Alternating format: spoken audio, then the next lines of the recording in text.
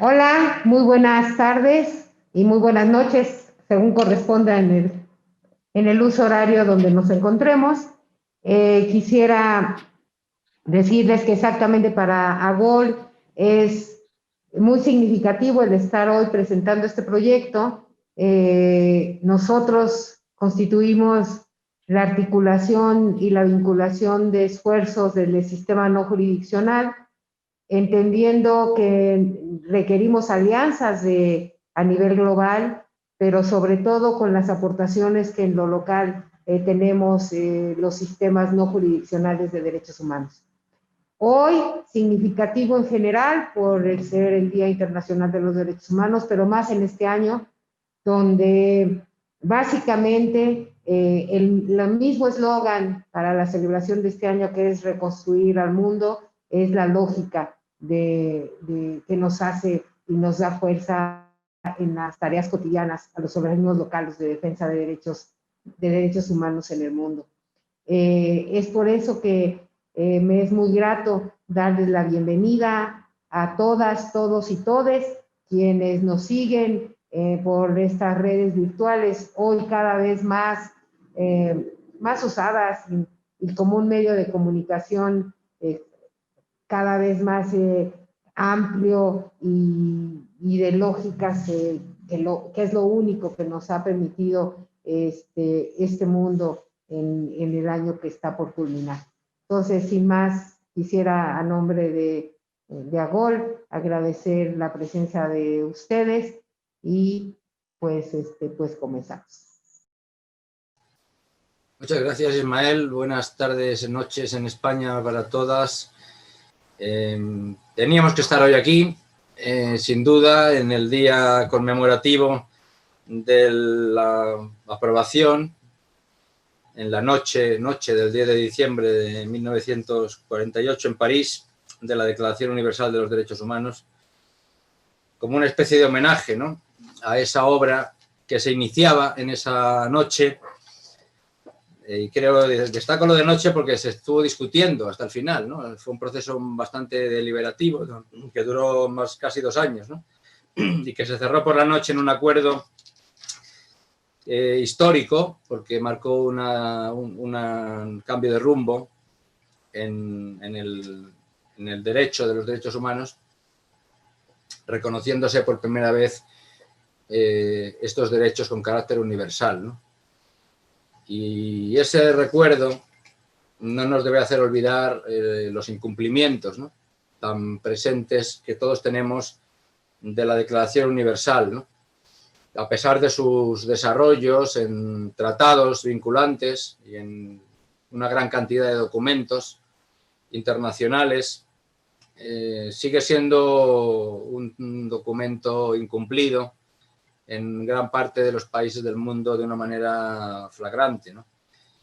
Y quizá no esté de más recordar esa necesidad de ponerlo como guía, como faro de nuestro trabajo,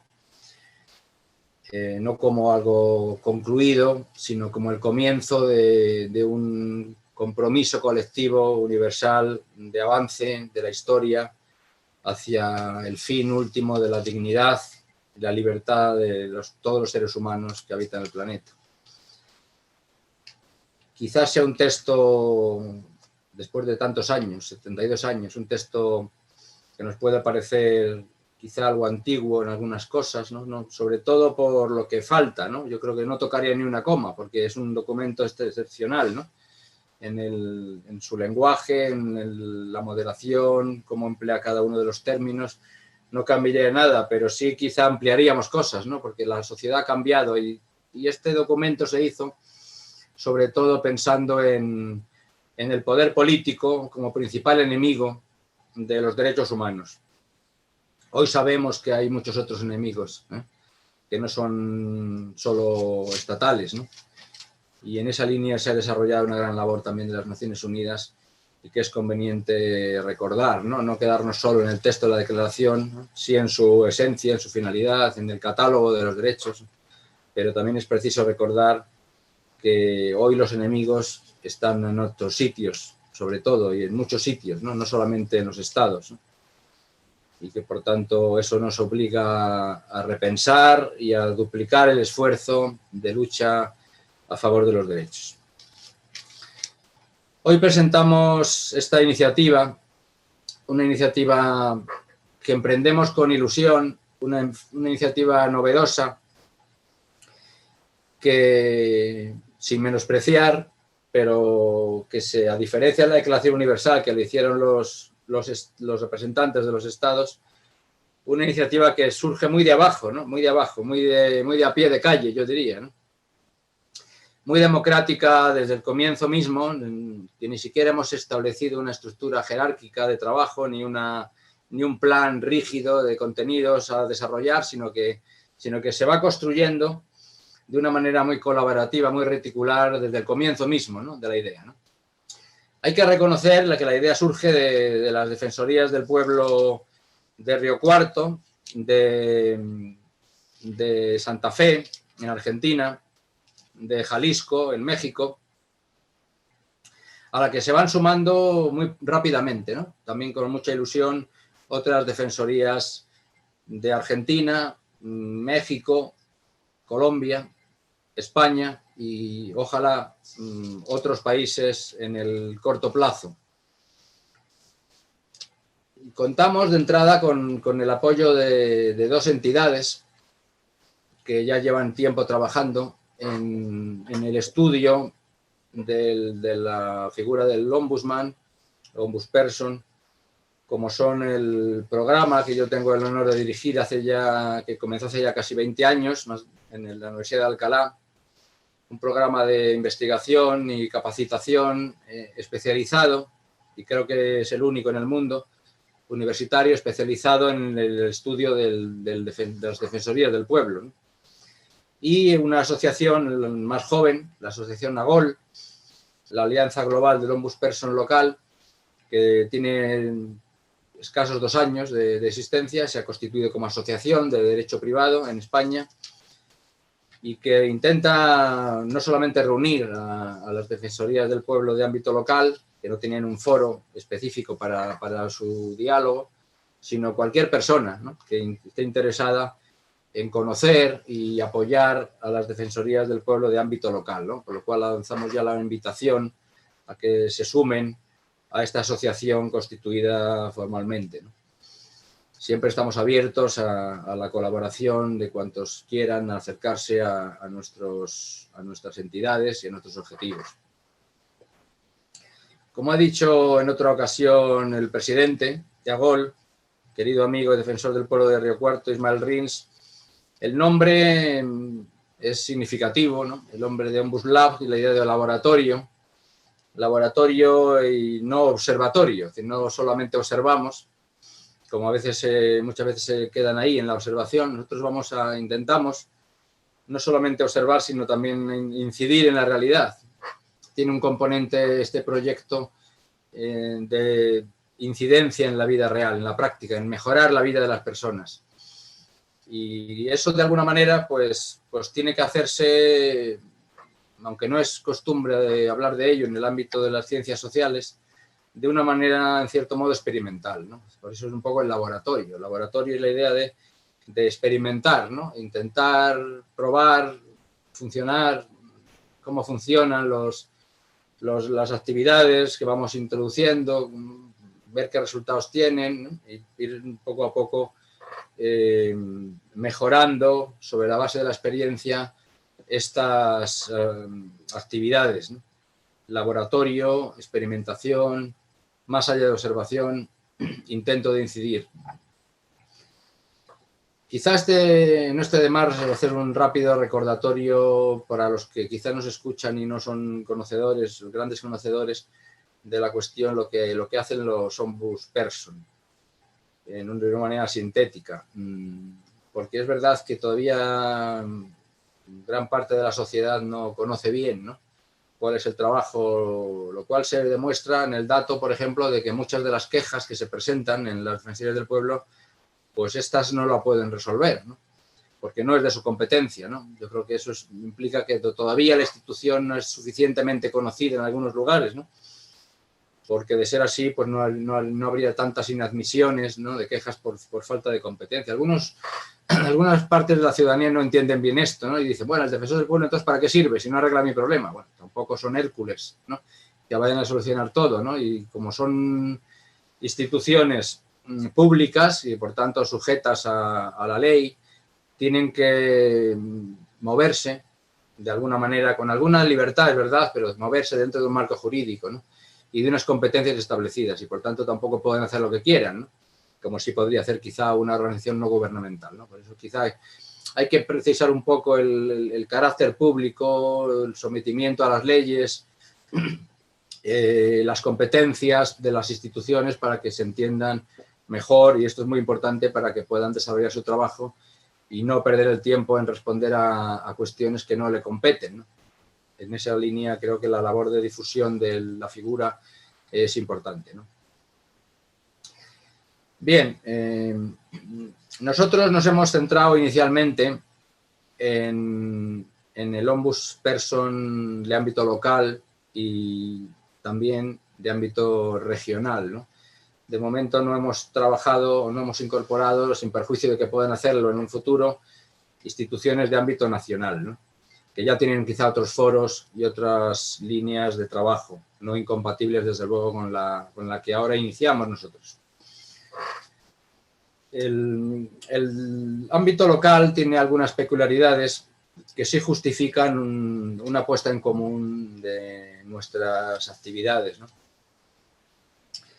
En primer lugar, la defensa de los derechos, que es una de las características del ombudsman iberoamericano, ¿no?, que no siempre se da en otras instituciones de derechos humanos, aunque así se llaman, de otras regiones del mundo, ¿no? El ombudsperson iberoamericano se focaliza en la defensa de los derechos humanos. Pero los defensores locales añaden, digamos, a esta defensa de los derechos humanos un punto de vista muy importante, ¿no?, que es la inmediatez, ¿no?, la cercanía a las personas, ¿no? Una defensoría nacional, lógicamente, por razones obvias, pues tiene más dificultades para hablar cara a cara con los ciudadanos. La inmediatez, la cercanía, eso que los ciudadanos no encuentran muchas veces en el poder público, es lo que ofrece la defensoría local, ¿no? Creo que esto es un dato relevante a considerar, ¿no? Y luego, pues una introducción de una visión de los derechos no tan centrada en reclamos individuales, en una visión que todavía persiste de liberal clásica, ¿no?, sino que yo creo que en el ámbito local se pone más de manifiesto la importancia de los bienes públicos sociales o comunes, ¿no? No son tan centrados en intereses de personas individuales, ¿no?, sino vemos que en lo local, ¿no?, el servicio público local, el ámbito comunitario local, nos pone de manifiesto la relevancia de bienes que no son individualizables, ¿no?, y por tanto no siempre encajan en la figura tradicional de los derechos humanos, ¿no? Yo creo que este punto de vista de lo local, público local, común local, ¿no?, es también interesante, ¿no? E incluso poniendo el ejemplo del derecho más individual de todos, que incluso algunos acusan de no ser auténticamente derecho humano, porque no dicen que no es universalizable, como es la propiedad privada, pues incluso ya se ha compartido, ¿no?, en muchas ocasiones a nivel local, ¿no?, habiendo bienes comunales, bienes comunes que se han, digamos, desarrollado fundamentalmente en el ámbito local, ¿no? Yo creo que esa idea de la propiedad colectiva se entiende mucho mejor en pequeñas comunidades, en el ámbito más cercano, que en grandes comunidades, ¿no? Y por tanto es una visión, no digo contradictoria, sino un poco distinta o alternativa a la visión más amplia, nacional, más tradicional de los derechos humanos como derechos individuales frente al Estado, ¿eh? Y yo creo que aquí la reivindicación de lo público, de las instituciones cercanas, locales, ¿no?, hace a los ciudadanos perder un poco el miedo, ¿no?, hacia lo público, ¿no?, porque conocen a los concejales, conocen a los que están en la vida pública de manera personal, y eso permite el acercamiento, ¿no?, y un poco la ruptura de la idea de que el poder está por encima de nosotros, ¿no? Yo creo que no, que estamos cerca, que nos podemos tratarlo en persona, ¿no? Y por tanto los problemas se pueden solucionar mejor, ¿no?, a nivel de lo cercano, de lo próximo. Eso es una característica que hay que reivindicar y que es un poco distinta de la perspectiva de una defensoría más amplia, ¿no? ¿Cómo hacemos el trabajo desde lo local? Los instrumentos de trabajo son los que ya manejan las defensorías en general, ¿no? Adaptados a las circunstancias de lo local, ¿no? La forma más típica de actuar son las recomendaciones, con la diferencia de que no son solamente individuales, casos particulares, sino que también son en ocasiones, y esto quizás sea lo más interesante, porque los jueces no lo suelen resolver fácilmente esto, las recomendaciones o los problemas generales, ¿no? Que no es un caso aislado, sino que se reiteran en muchos, ¿no? Esto creo que es interesante y que exige, para convencer al poder público y a veces al privado, ¿no? También, de que tiene que cambiar la forma de actuar, pues hay que ir con muy buenos argumentos, ¿no? Porque si ya encima no vamos muy claros, muy seguros, pues vamos a tener muchas más dificultades de las que ya tenemos para conseguir cosas, ¿no? Argumentar bien, por tanto, en un lenguaje que entienda el poder, en un lenguaje fuerte, no un lenguaje de políticas, ¿no? Sino un lenguaje de derechos, como derechos exigibles, es una tarea importante y eso exige una buena preparación en argumentación que no siempre se tiene. Y una labor, y aquí vamos ya con el objetivo concreto, ¿no? Y la explicación del proyecto, ¿no? Requiere una labor de investigación, ¿no? También, ¿no? Porque tenemos que demostrar algo que no siempre es fácil de demostrar, ¿no? Y que es una premisa, ¿no? De nuestro argumento en recomendaciones, ¿no? Que es la existencia de problemas y de vulneraciones o presuntas vulneraciones de derechos, ¿no? Es decir, esto es un hecho que hay que demostrar, se están incumpliendo, ¿no? Esto es un hecho, un problema sociológico más que jurídico. Hay que demostrar, ¿no? Que no se está cumpliendo con este derecho en la práctica, ¿no? Y eso es un trabajo de investigación sociológica, ¿no? Que exige, pues, un trabajo, unos medios y una preparación también, ¿no? Entonces, yo creo que prepararnos para argumentar bien, para demostrar bien cuáles son los incumplimientos, es un trabajo de investigación, ¿no? Y por eso entramos ahí en la universidad también, ¿no? Porque se supone que ese es nuestro trabajo, ¿no? Profesional, ¿no? El de investigar, ¿no? Y además de dar clase, claro. Pero yo creo que ahí podemos aportar algo, ¿no? A las defensorías del pueblo como profesionales de la investigación, en ayudarles a hacer mejores investigaciones, ¿no? Y a nosotros también nos interesa conocer su punto de vista para ver cuáles son los problemas reales, ¿no? De la sociedad, que a veces nosotros en nuestros despachos universitarios no conocemos, ¿no? Yo creo que el bajar a la realidad nos ayuda, es imprescindible, pero también ellos creo que necesitan mejorar. Algunos lo hacen muy bien, ¿no? Otros no tanto, mejorar su capacidad argumentativa y su capacidad de demostrar hechos violatorios de derechos humanos. Otra actividad que realizan las defensorías, sobre todo las locales, es la mediación, es decir, la solución de conflictos entre los vecinos, normalmente también entre los vecinos. Esta labor, pues, que es sustitutiva de alguna manera de la resolución de conflictos ante los tribunales son lentos, son caros, son formalistas, demasiado formalistas. La mediación de las defensorías es una mediación más ágil, más rápida, más eficaz, ¿no? Y lo hacen bien. Normalmente no lo hacen las nacionales, ¿no? Las defensorías nacionales, en tal caso, resolverían grandes conflictos sociales, pero estamos hablando de conflictos entre las personas, ¿no? Esto no se puede solucionar a macro escala, ¿no? Hay que solucionarlo desde abajo, ¿no? También, ¿no?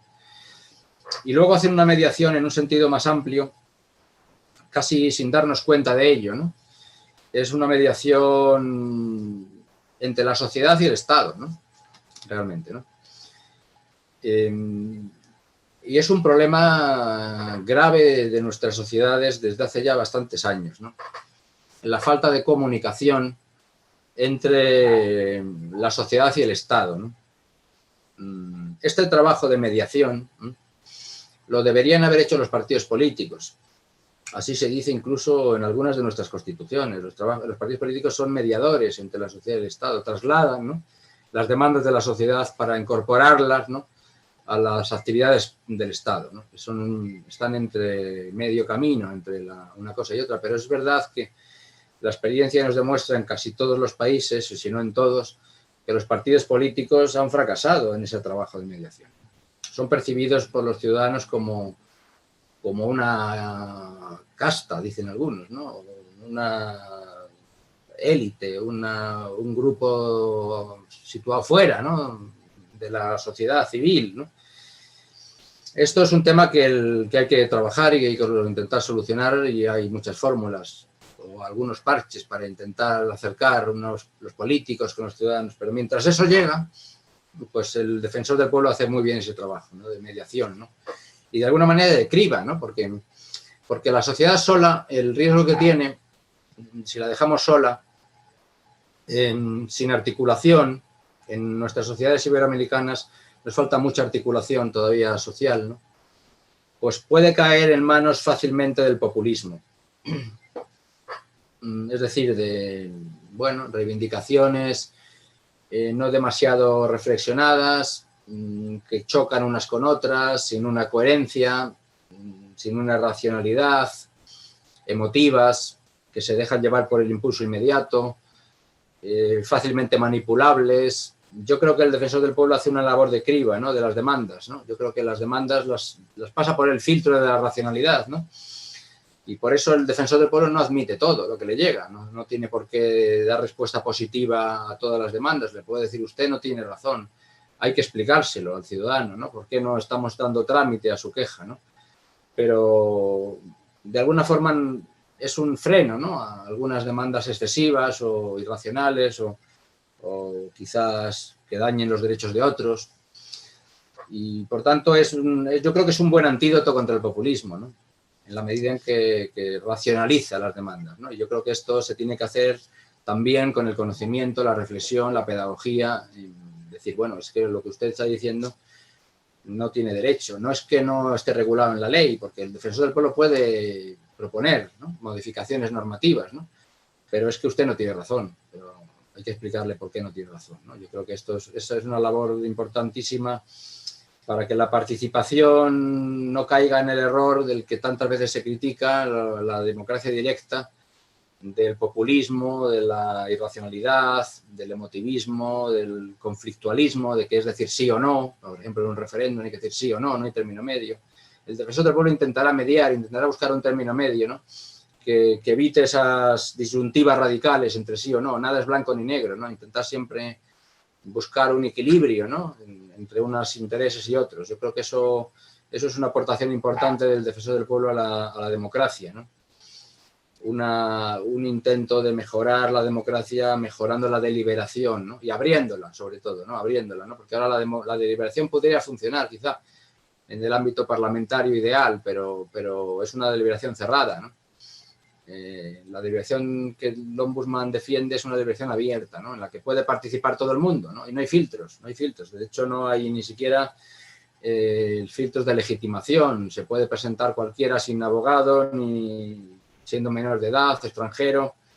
No hay filtros de acceso, ni económicos, ni culturales, aunque es verdad que a veces a la gente le cuesta llegar, pero también hay iniciativas que contrarrestan esta situación, como pueden ser, yo lo he visto en persona en varios países, ¿no?, autobuses que van allí a los barrios quizá más marginados para enseñar lo que es el Ombudsman. El defensor del pueblo se acerca a la gente, ¿no?, tiene esa actitud activa, ¿no?, puede actuar de oficio.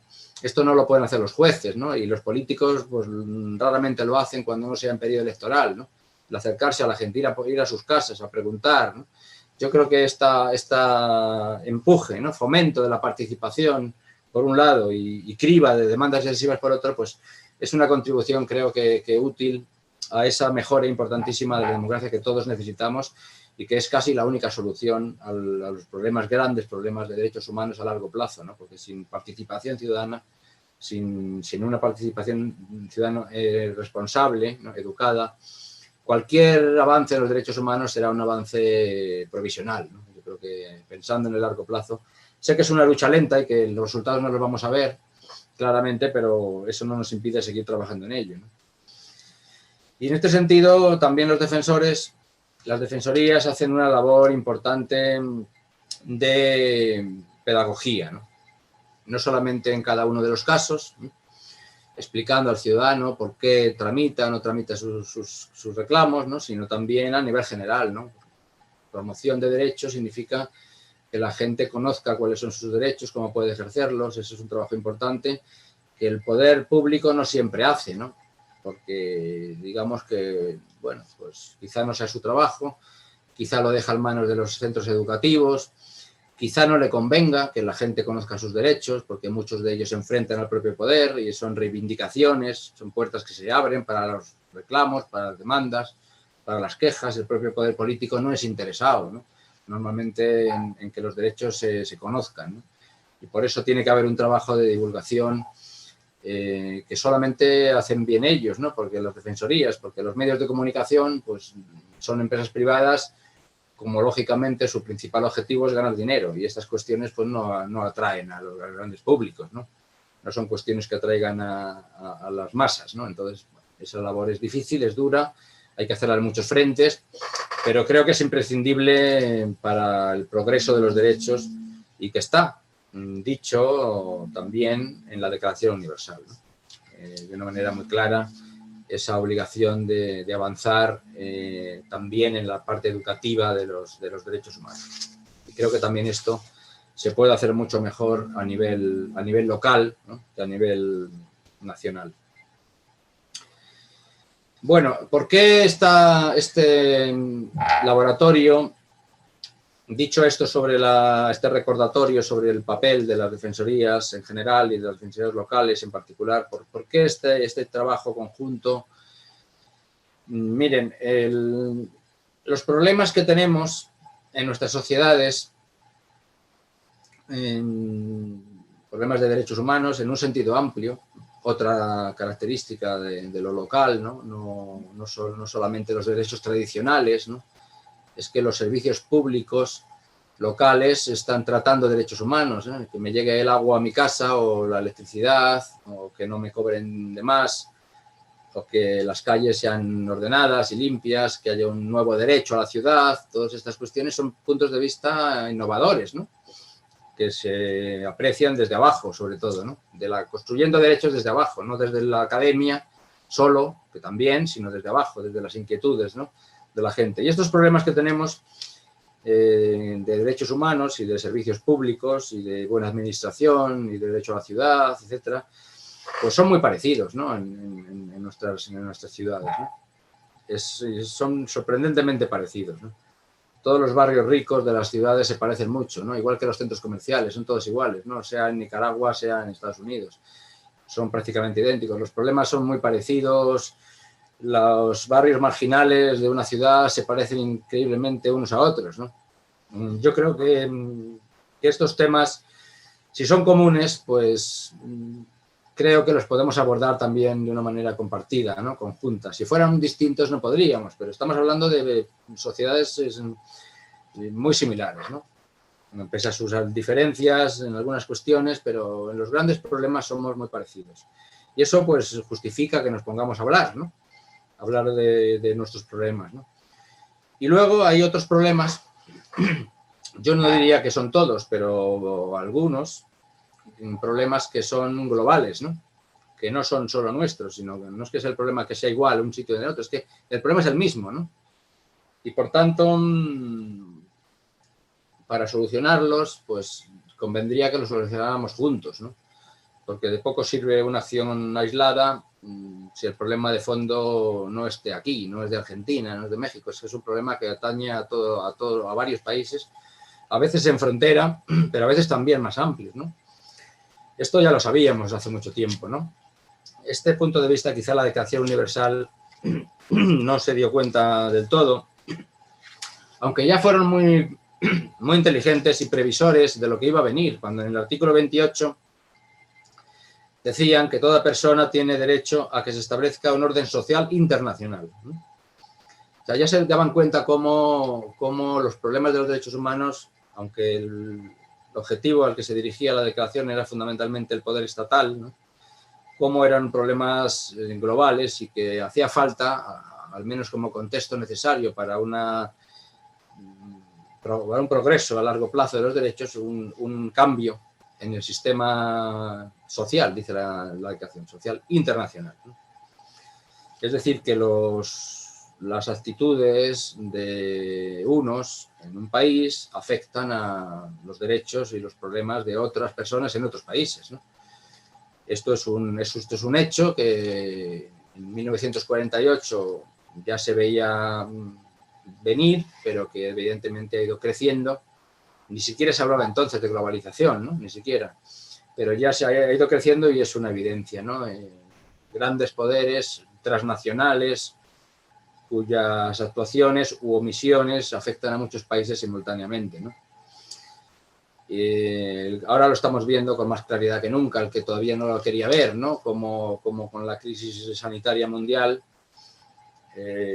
estamos en presencia de un problema global, ¿no? Como las enfermedades de un país concreto afectan a todos los países del mundo, ¿no? Y por tanto necesitamos ponernos de acuerdo para buscar soluciones globales, porque de poco serviría que hubiera solamente vacunas en un país y no en otros para arreglar el problema de salud pública que todavía estamos viviendo, ¿no?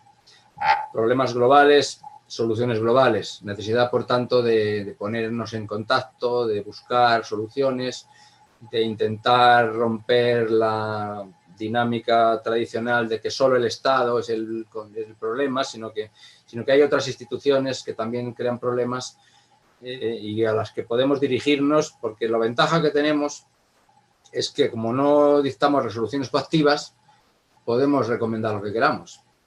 Así dicho de una manera un poco simplificadora, ¿no? Y por tanto también el defensor del pueblo no se puede dirigir a las grandes multinacionales, ni a la Organización Mundial del Comercio, ni al Banco Mundial, ni al Fondo Monetario, pero nosotros sí podemos, porque no tenemos ningún límite de actuación, porque recomendamos, ¿no? Yo creo que eso es más lógico que lo hagamos a nivel global como grupo, ¿no? Como grupo de trabajo, iniciando un movimiento de reivindicación de derechos a nivel global, ¿no?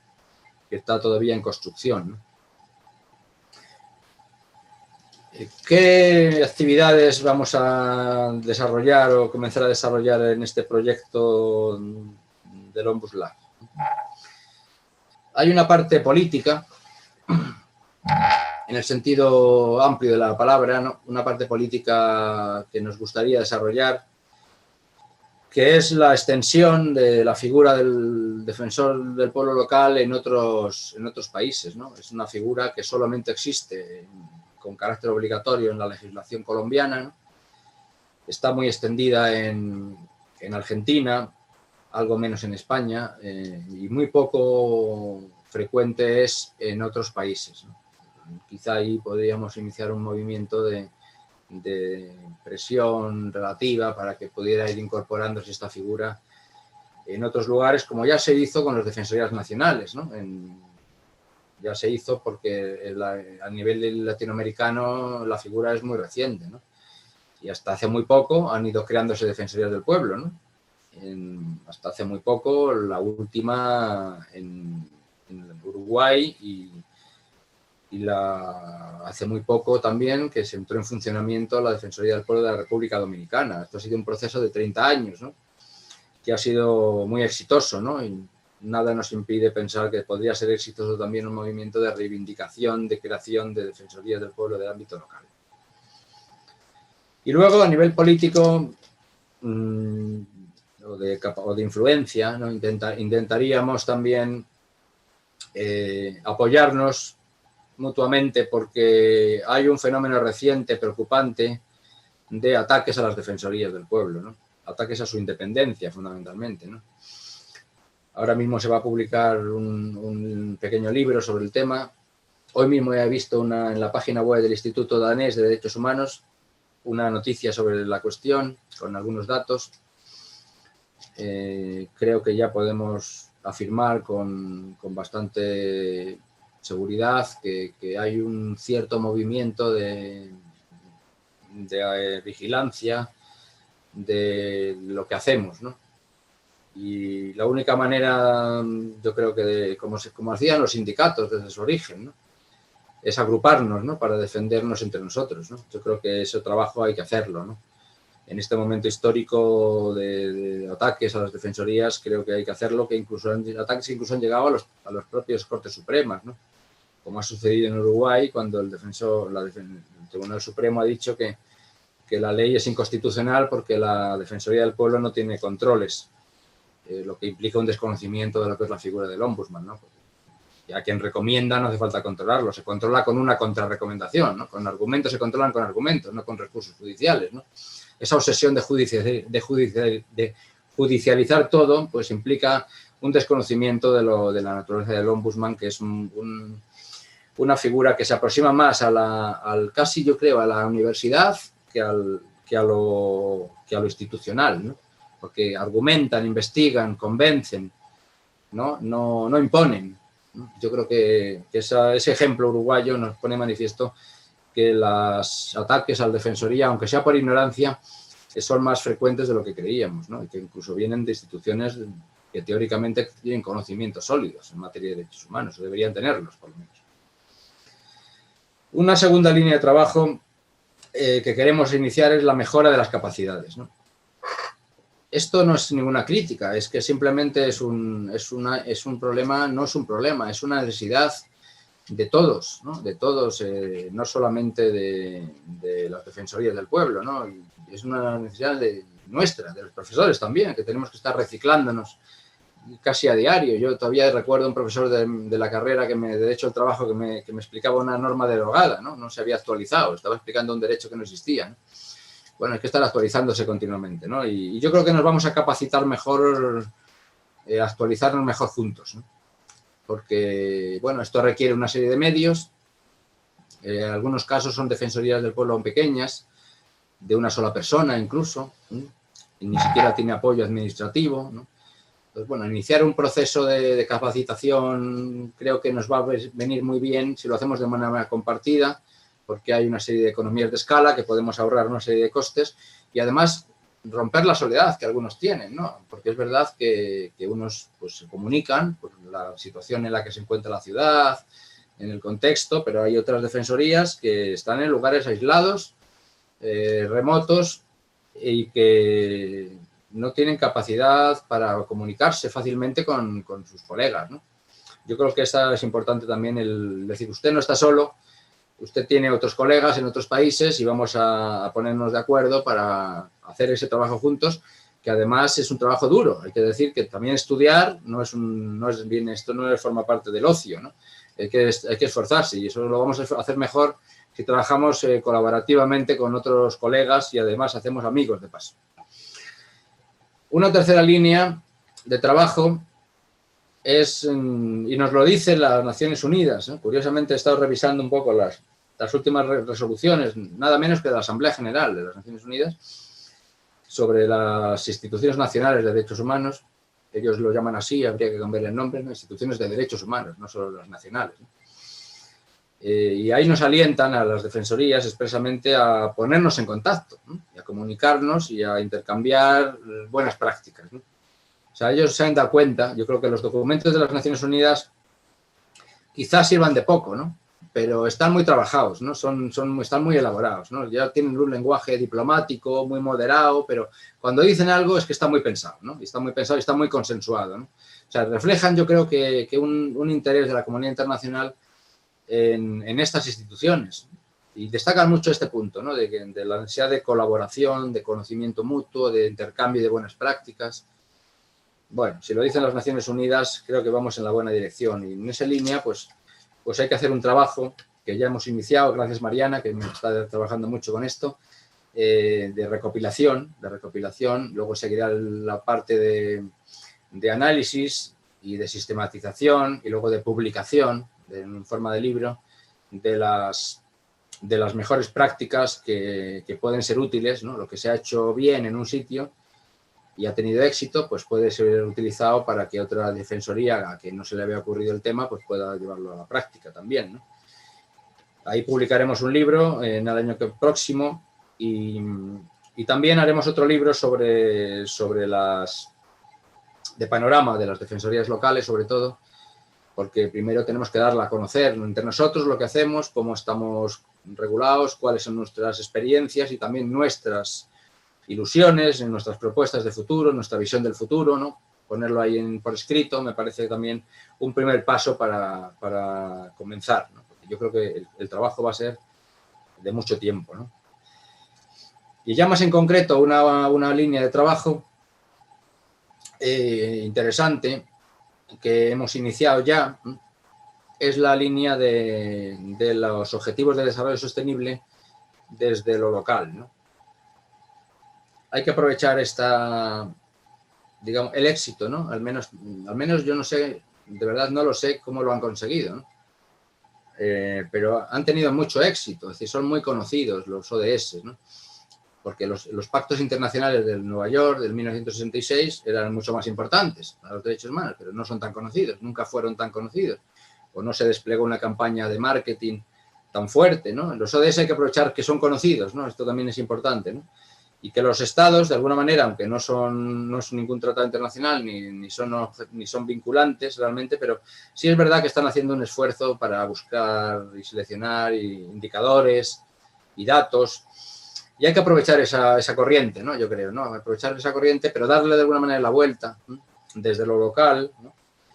Y desde los derechos humanos, ¿no? Porque los ODS no es un documento, aunque sí que tiene que ver, pero no es un documento pensado con la lógica de los derechos humanos. Entonces yo creo que algunas defensorías del pueblo ya están haciendo un trabajo importante, ¿no? Como son las de Río Cuarto y Jalisco, entre otras, ¿no? En ese trabajo de revisión, ¿no?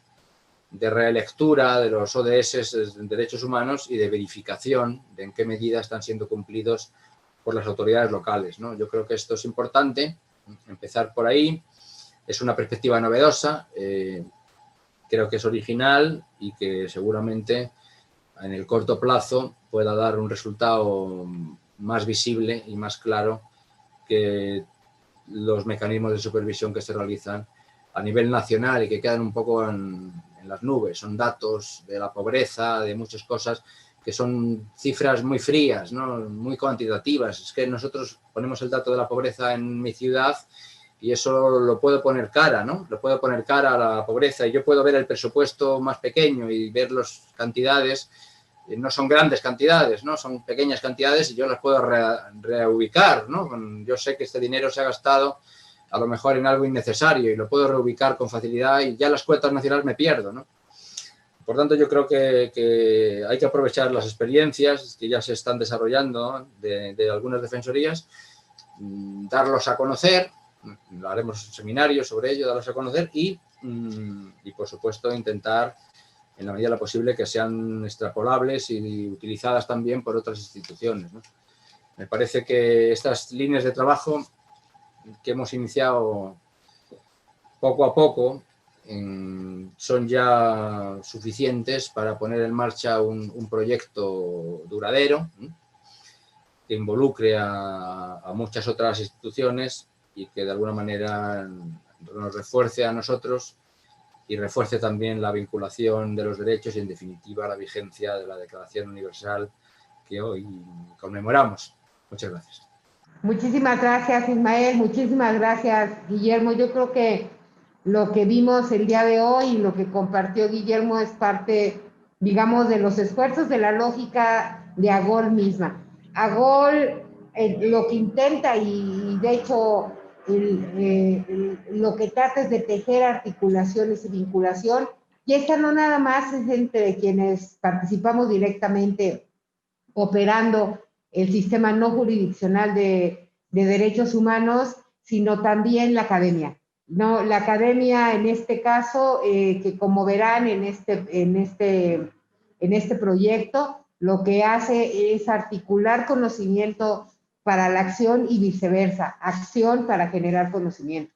Entonces creo que no es un ejemplo claro de lo que se considera investigación en la praxis, sistematización de experiencias y una lógica de un corpus, digamos que cada vez más nos implica los esfuerzos, como les digo, no nada más de intercambios operacionales, sino de de algo que muchas veces quienes operamos directamente tenemos poco tiempo de realizar, y es sentarnos, sistematizar, problematizar y conceptualizar, ¿no?, alrededor de nuestro quehacer. Entonces, con esta iniciativa, digamos, AGOL pone no nada más a disposición de quienes somos sus miembros, integrantes y socios de diferentes estilos, sino a disposición del sistema no jurisdiccional, particularmente, aunque no exclusivamente de la región de Iberoamérica, este cúmulo, digamos, de aportaciones hoy. Y como lo dijo Guillermo, como lo expresé yo también en la bienvenida, en una época donde cada vez más se requiere exactamente esta acción. Paradójicamente, a pesar de que el coronavirus y la pandemia nos vino a recordar de manera muy clara qué tan globados y qué tan vinculados estamos en el mundo, las respuestas que se están dando en algunas partes son respuestas que parten sobre la lógica contraria, en que exactamente los planteamientos tendrían que ser cómo nos salvamos cada uno desde cerrando nuestras fronteras, cerrando nuestras posibilidades, cerrando nuestros saberes. Y con estas propuestas y con el compromiso que tenemos quienes formamos AGOL, lo que estamos es exactamente yendo del lado contrario. Y no podría ser de otro lado, ¿no?, porque nosotros somos defensores de derechos humanos, cada uno de nosotros y nosotras, desde las lógicas que la trinchera que nos toca vivir, y pensamos que exactamente la ruta de los derechos humanos es la ruta que hoy requiere el mundo y es la ruta que mañana va a requerir este mundo, en donde somos nosotros y este paradigma y estos esfuerzos quienes seguramente vamos a recomponer para mejorar. Muchísimas gracias. Buenas tardes, buenas noches.